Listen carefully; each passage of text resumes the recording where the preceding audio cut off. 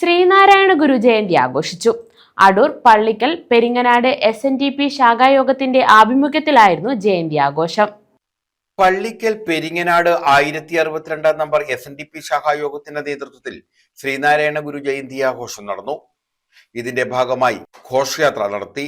പാറക്കൂട്ടം ചാലവഴി പുത്തൻചന്തയിലെത്തിയ ഘോഷയാത്ര ശാഖായോഗ മന്ദിരത്തിൽ സമാപിച്ചു.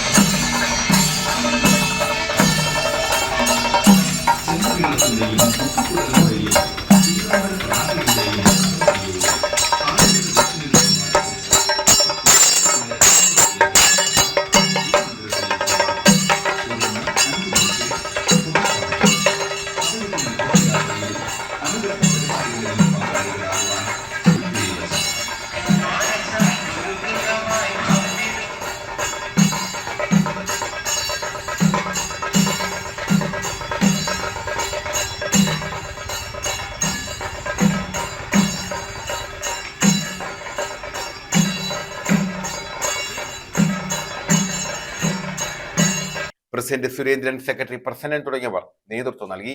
News bureau, Adoor.